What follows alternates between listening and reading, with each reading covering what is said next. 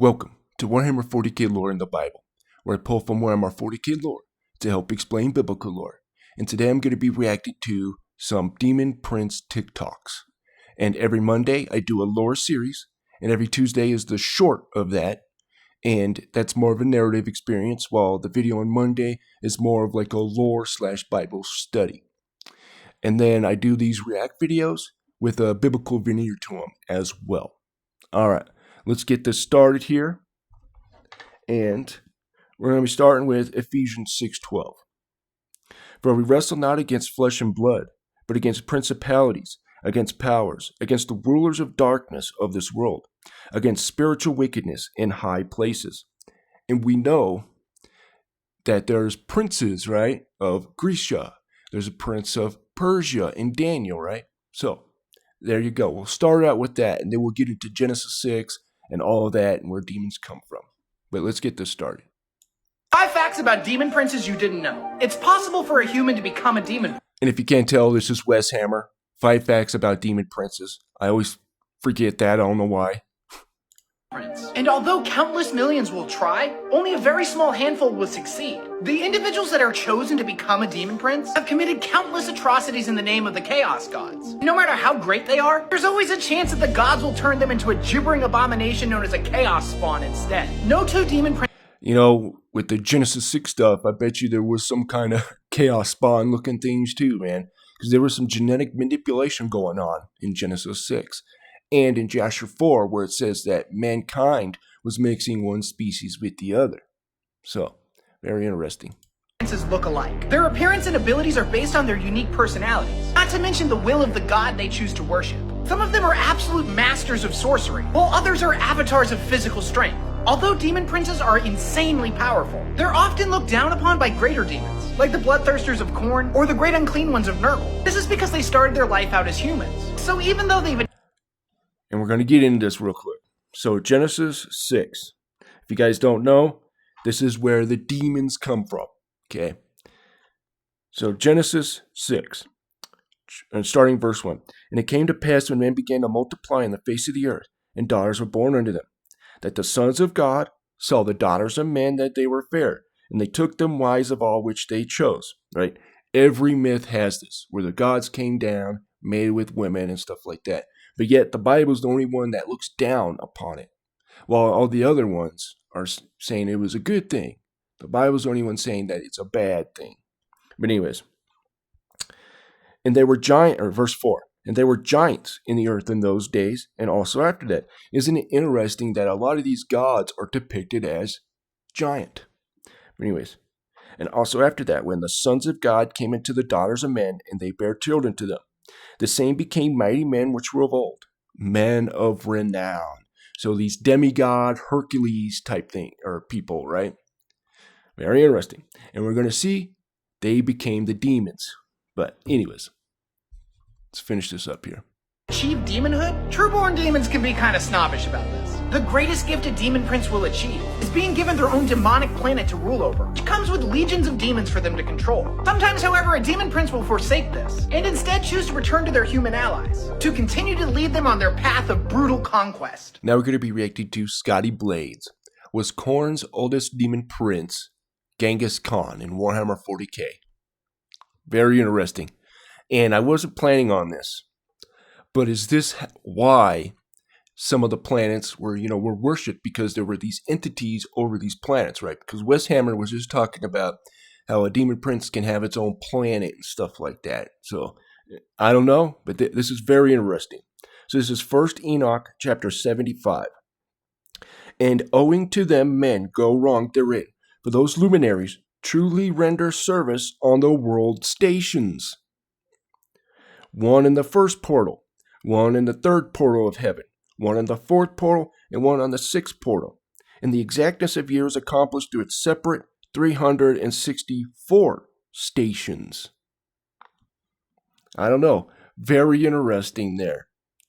But we'll get into the other part here. But anyway. That one of Khorne's oldest, most powerful demon princes might have been an ancient human warlord from Terra, from Earth, and coming from way back when, one of the first recruits that Chaos ever brought to the battlefield. This guy is ancient, and you're going to want to hear all about him. His name is Doombreed, and he's got a few nicknames. The Skull Lord is one of them because the guy actually walks around with a cape, a cloak that is stitched from the skulls of 1,000 space marines. And the lore basically says that before Chaos became what we know it to be today, where you can basically put a face behind the ruinous powers that are impacting things on a cosmic scale, this was back when Khorne was in his early days as a Chaos god, and he saw... So real quick, I'm going to bring this up. Talking about Og of Bashan.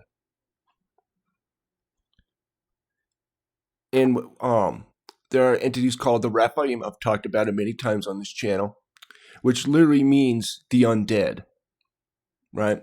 And we see here, let me bring this up first, so that dead things were formed from under the waters. So check this out.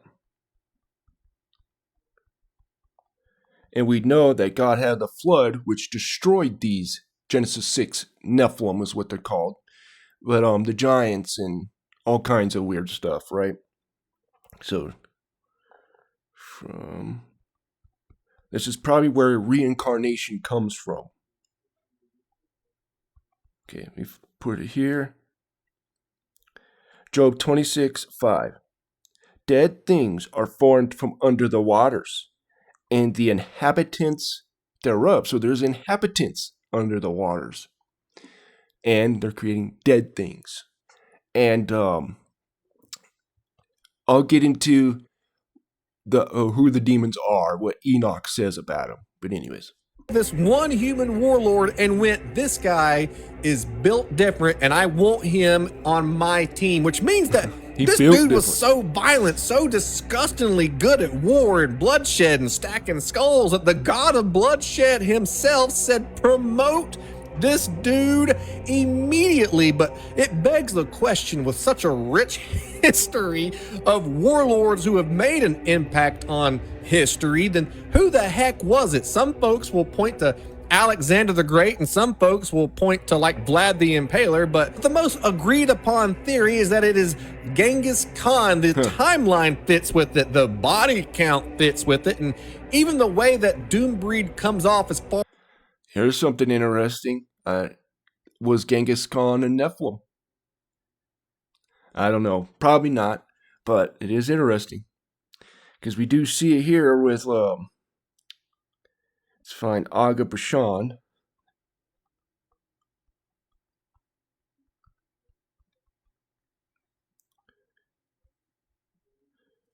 Right here. So, Deuteronomy 3:11. For only Og, king of Bashan, remained of the giants. This is that word Raphaim. So it's an undead giant. But behold, his bedstead was a bedstead of iron. Is it not in Rabath of the children of Ammon? 9 cubits was the length thereof, and 4 cubits the breadth of it, after the cubit of a man.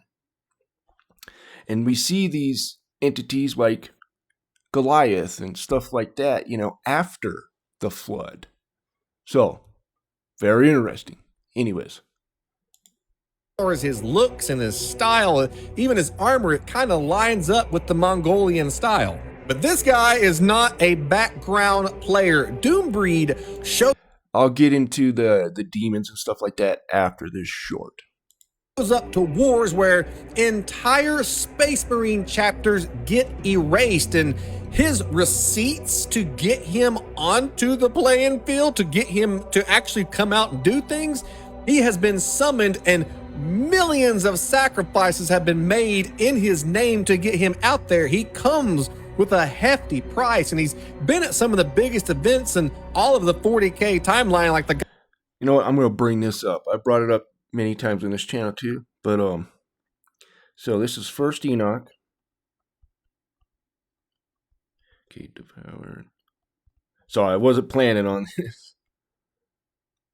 Okay, right here. This is how bloody they really were, and they were eating mankind too. That's why you get Fee, fi, fo, fum, I smell the blood of an Englishman, right? So right here, 1st Enoch chapter 7, and here we go, we get the Genesis 6 thing, right? And all others together with them took unto them wives, and each chose for himself one. And they began to go unto them to defile themselves with them. And they taught them charms, enchantments, and blah, blah, blah, blah. You get that?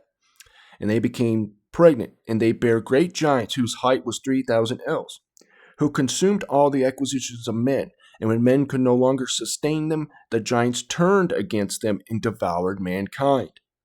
And they began to sin against the birds, the beasts, the reptiles, and the fish. See, this is where all that animal stuff was coming in, and the mixture. To devour one another's flesh and drink the blood. Then the earth laid accusation against the lawless ones. So there we go. They were cannibals. They were bloodthirsty, let's just say. I was literally there on Horus's flagship when Sanguinius fell. Now we are reacting to Addicts TV, Be'lakor, the first demon prince of chaos. But anyways, we're going to start out with 1st Enoch chapter 15, because this tells us who these giants became. And they became evil spirits, right? And the demons. And also fallen angels. They're not necessarily the demons we think of, but they are evil spirits, right? So we'll get into the Prince of Persia and all that here in a little bit. But starting in verse 8, and now the giants who are produced from the spirits and flesh shall be called evil spirits upon the earth, and on the earth shall be their dwelling. Evil spirits have proceeded from their bodies, because they are born from men, and from the holy watchers is the beginning and primal origin. So watchers are mentioned in Daniel 4, verse 13.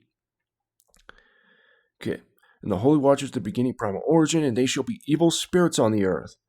And evil spirits so shall they be called. Then let's get into verse 11. And the spirits of the giants afflict, oppress, destroy, attack, do battle, and work destruction on the earth, and cause trouble. They take no food, but nevertheless hunger and thirst, and cause offenses. And these spirits shall rise up against the children of men, and against the women, because they have proceeded from them. All right. Let's get into the first Prince of Chaos, I guess. Be'lakor, also called the Dark Master and the First Damned, is the first demon prince ever raised up from mortality by the combined will of the luminous powers. By the way. Ancient beyond imagining, Be'lakor was the very first of his kind. Granted his dark apotheosis by the combined will of the Chaos Gods as Chaos Undivided, he was... So, and let me know if there's anything wrong in here, and I'll pin it in the comment there. ...given a portion of each of their power. Be'lakor's fate has ever been influenced by the endless struggle between the gods, as he is beholden to each of the dark gods equally. At first, Be'lakor used the jealousy of the ruinous powers to gain their favors, never completely swearing his allegiance to any one of them. For a time, the gods fought over Be'lakor as children might squabble over a favored toy. However, they soon realized the folly of combining their might into a single vessel, as Be'lakor proved nearly uncontrollable. They soon began to raise up new demon princes, each god choosing only chaos champions that would be loyal to them, and them alone. Be'lakor remained the strongest of the demon princes, though his might was diminished as the gods spread their power among their other servants. Okay, now let's get into... Prince of Grecia. So Daniel 10:13. Okay, hold on. So, but the prince of the kingdom of Persia was still... Oh, let me read the whole thing here so you can get the context here. Okay.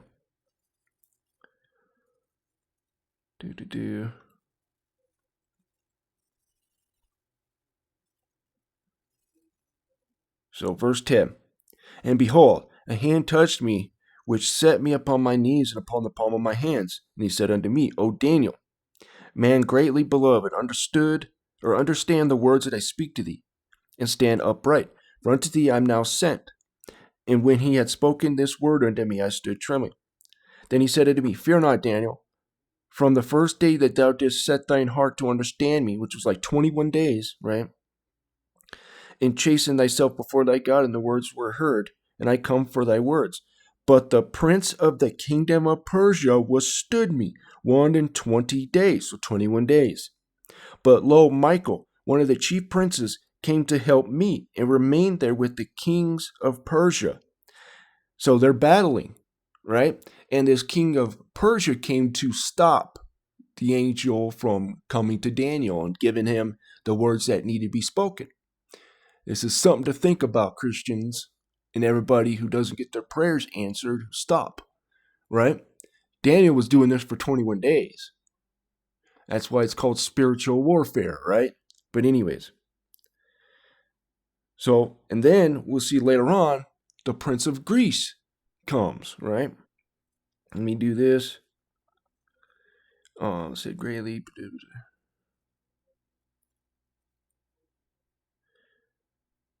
Right. Then said he, this is verse 20, knowest thou wherefore I come unto thee? Now I will return to fight with the prince of Persia, and when I go forth, lo, the prince of Grecia shall come. But I will show thee that which is noted in the scripture of truth, and there is none that holdeth with me all these things, but Michael your prince. So very interesting. But anyways. Nevertheless, Belacor remains a master of shadows, moving behind the veil of history to exert the will of the chaos gods upon the universe. In battle, Belacor strikes with his mighty claws and wields the Blade of Shadows, a massive sword that shifts in and out of focus, slipping from shape to shadow. As the weapon blinks between solidity and mere silhouette, it slices through armor, scale, flesh, or ferrocrete with ease. Whether the blade is a part of the demon itself, or perhaps an ancient gift bestowed upon him by the dark gods that Belacor somehow retained in spite of his fall from favor, none can truly say. Belacor flickers across the battlefield like smoke and shadow given form. His is an ominous and foreboding. This is very interesting here.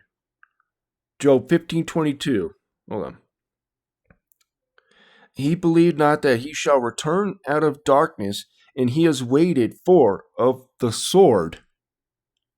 That just reminded me of that. Very interesting. I don't know what that means, but very interesting. Presence. A formless terror in the minds of men that saps resolve and spawns unreasoning panic. This terrible entity takes great pleasure in manipulating others to their eventual ruin, insinuating and manipulating from amid veils of secrecy and shadow. Only when the moment is right does Belacor manifest his true and terrible form, striking down his enemies with the Blade of Shadows, even as he rakes claws of psychic energy through the meat of their minds. The most powerful and greatest of all demon princes, Belacor has ruled as a demigod over galactic empires beyond count. He is a being of infinite cunning and absolute cruelty, who destroys all that he touches and jealously covets the favor of the ruinous powers. All these qualities make Belacor a capricious being, whose only constants are the malice with which he destroys those who oppose him, and his endless jealousy towards those who successfully court the favor of the gods of chaos. Now we're going to end it with my TikTok. And I'm not going to do any reacting to this because it's my TikTok and it's got biblical stuff in it. And this is the forces of chaos, Warhammer 40k lore in the Bible. So you guys will get to see what I do with my lore series every Monday and Tuesday and stuff like that. And these are also in the short section on YouTube as well, not only on TikTok. Okay, let's get this started here. And excuse the view analytics and stuff. I don't know how to get that off there. It's because it's mine. But anyways, I'll have to do it from like another account or something. The forces of chaos have many different facets to their existence, and the archenemy is built to destroy. When summoned, greater demons act as the heralds of the ruinous powers of chaos to lead incursions into the mortal world. A demon prince is a human champion of chaos who has earned their place at the side of their patron deity, or Chaos Undivided, and they have traded their humanity for the godlike power of the world. Chaos Lords are those who are often most blessed by the Chaos Gods, And these men and women have sworn their souls to the Chaos Gods to become their champions. Chaos sorcerers were once psychers in the mortal realm, but have defected to the worship of chaos and are gifted with potent sorcerous powers of the warp. Chaos Space Marines are heretic Astartes who betrayed the Emperor of mankind and are now the battering ram of the forces of chaos. And last, you have the lesser demons and the ex-imperial forces and chaos cultists, who are the main brunt of the forces of chaos. In the Bible, the Dark Kingdom's hierarchy is the Seraphim, the Cherubim, the Watchers, and the Demons, but it is not specified if any archangel fell. Ephesians 6:11-12. Put on the whole armor of God, that ye may be able to stand against the wiles of the devil.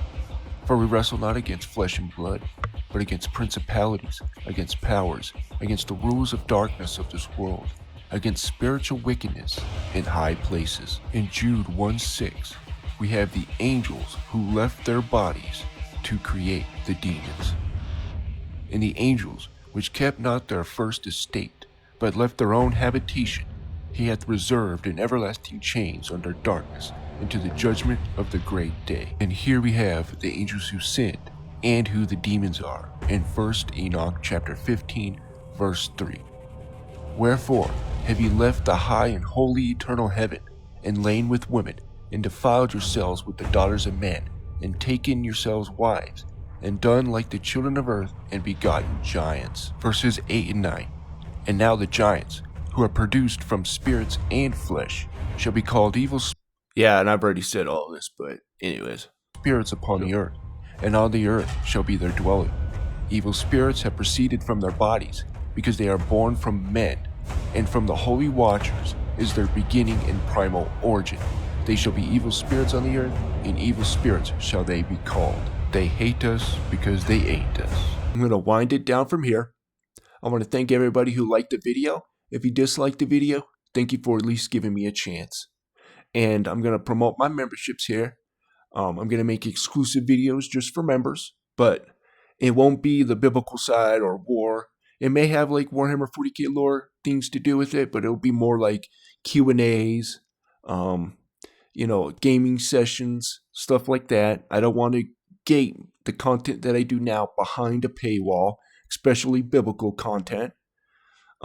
So we'll just do something kind of outside of it, but still have a connection to Warhammer 40k and whatnot. But you also have access to my Discord, so we'll be able to communicate, stuff like that. And give me ideas too of what you guys are looking for in the memberships and whatnot, and I'll do it, if it's, doable. But anyways, thank you guys, and you have a wonderful day.